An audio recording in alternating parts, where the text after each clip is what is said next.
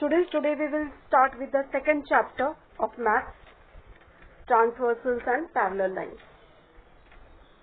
Now, first of all, let us see what you mean by transversal.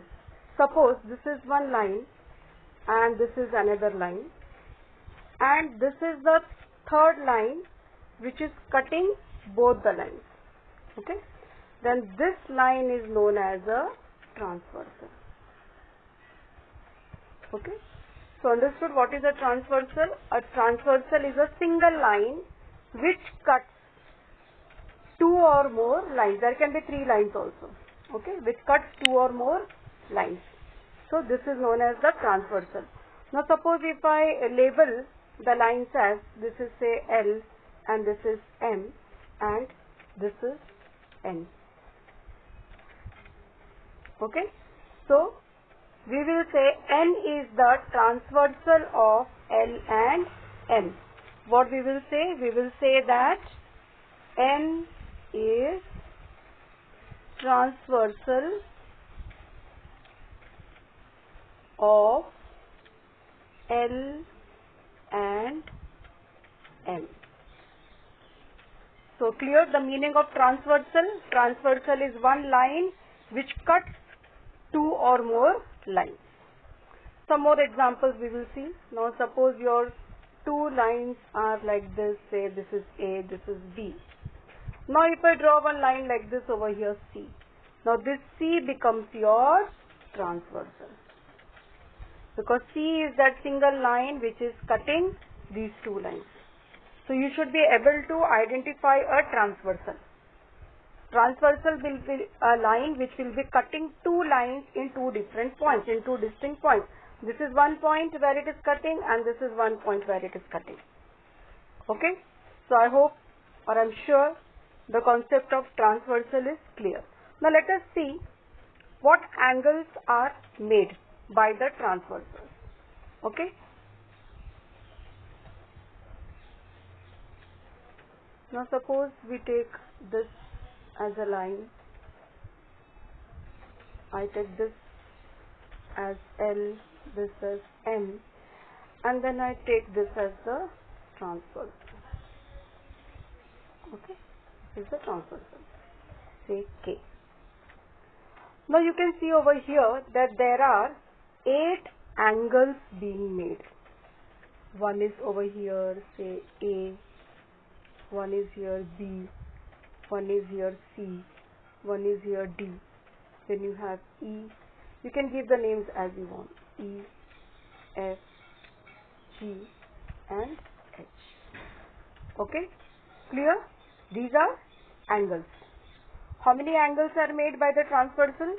On line L it makes 4 angles. With M it makes 4 angles. So total it makes 8 angles. Clear? 8 angles are made by the transversal. Now let us study in detail what do you mean by these angles. There are different angles. Let us check what do you mean by corresponding angles. Now corresponding angles means those angles which are having the same position. For example, you take this A.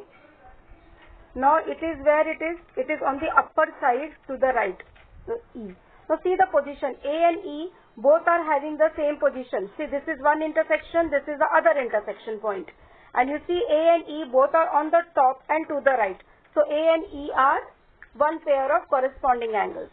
Same way, let us see B and this S. Both are again on the top and to the left side. So they are another pair of corresponding angles. Now let us see one more.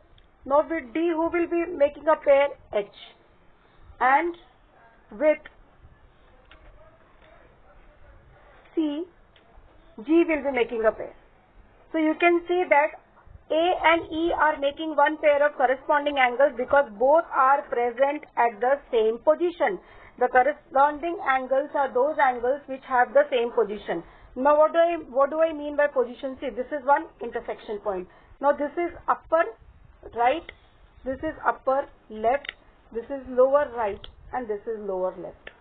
So you can see that in both the places A and E, Both are on the upper right. So they form one pair of corresponding angles. Same way B and F form one pair. D and H form one pair and C and G form one pair. So there are total 4 pairs of corresponding angles. Corresponding. They are known as corresponding. Clear? Fine. Now, let us take example of interior angle. Suppose this is one line L and M, and we are having one transversal like this. Okay, say K. Now here we are having angle, say A, B, and say C and D. I'm not naming others because here we are going to see only these two. Now this A and B, they are forming one pair of interior angles, because interior angles are those angles which are in the interior. They are not outside the two lines. They are in the area. See, L and M, they are inside the area made by L and M, and they are on the same side of the transversal. One side A and B is there, other side C and D is there. So A and B form one pair, and the second pair is formed by C and D. So there are 2 pairs of interior angles. Okay, clear? A and B are interior angles, one pair, and C and D are another pair. Now going further, let us see what you mean by alternate interior angles, or simply alternate angles. Alternate angles are of 2 types: interior alternate angles and exterior alternate angles. Now suppose this is L, this is M, and this is your K. Again I will label all the angles. Say this is A, this is B, C, D. You can label anyhow, whatever you wish. E, F, G, H.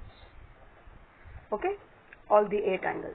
Now what do you mean by interior alternate angles? Now interior alternate angles are those which are interior but alternate, that is on the other side. See, B and E, they are going in cross. Okay, so B and E form one pair. Similarly, you have one more pair of interior alternate, that is C and H, like this. So 2 pairs of interior alternate angles. Okay, so interior alternate. You have 2 pairs, that is B and E is one pair, second pair is C and E. Okay. Now you have exterior alternate. Now what do you mean by exterior alternate? Exterior alternate. Now these are also alternate, that is on the other opposite side, but they are outside, they are in the exterior. For example, we have A with F. Then we have D with G. Okay. See, A and F are on the opposite sides of the transversal and they are outside. D and G are on the opposite side and they are outside. So they are exterior alternate angles. Which D and G, and then you have A and F. So you have total 4 pairs of alternate angles, out of which 2 are interior alternate angles and 2 are exterior alternate angles. So this completes your theory of transversals, corresponding angles, interior angles and alternate angles, which contain interior alternate angles as well as exterior alternate angles.